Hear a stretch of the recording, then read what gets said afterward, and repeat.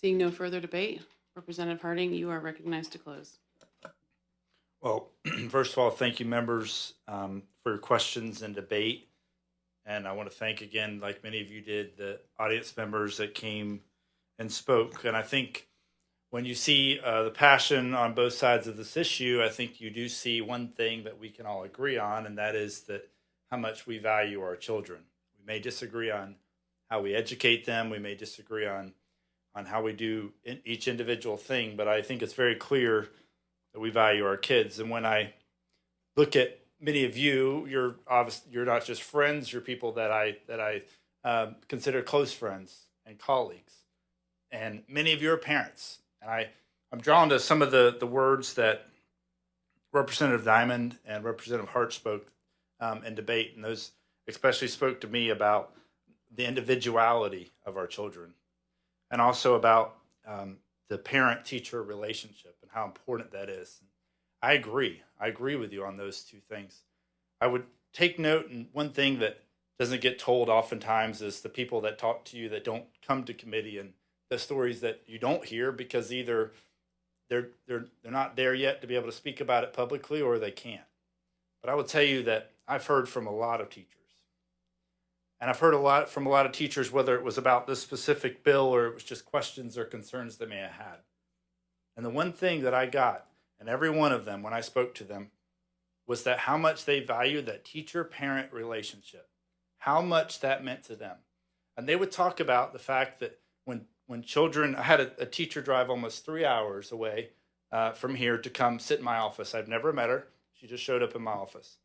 And the one thing that I kept hearing from her was she had such a burden for the students in her class, her fourth grade class, that she said that she didn't know who their parents were. She didn't know their stories. It was the parents that she knew and had their relationship with, how much that meant and how much they were able to work together on their children's upbringing. And I'll say one more thing. I agree with all of you that stated about how dangerous rhetoric and hate and strong words can be. I agree with you. I want to come back to what we're actually talking about and what's actually in the bill.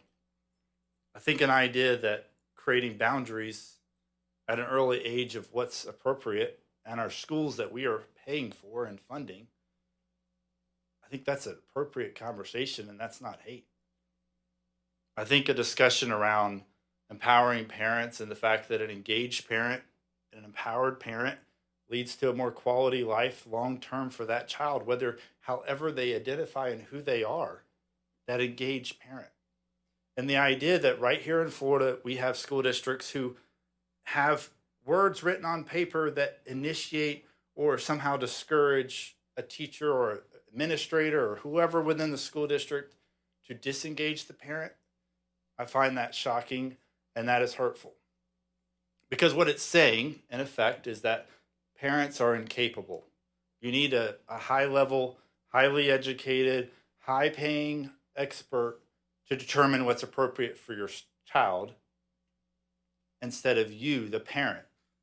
Because for a few years we're in school, and then after that, for the entire rest of our life, our dad is our dad, our mom is our mom, our caretaker is our caretaker, our stepdad is our stepdad, our stepmom is our stepmom, way after school.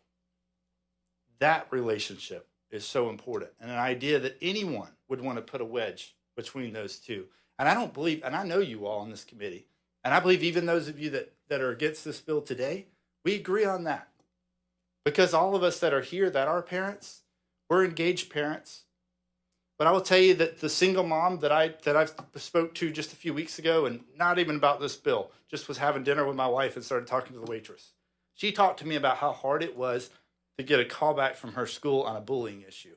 She couldn't get a call back. Well, if we're going to continue to drive wedges and disempower someone like her, then what are we doing? That's not what this is about. We've got to empower the parents. So I ask for all of you to be up on this bill today. We can disagree on the things we disagree on, but we agree that empowering parents is right and setting boundaries is right. And with that, I close. Representative Harding, having passed on the bill,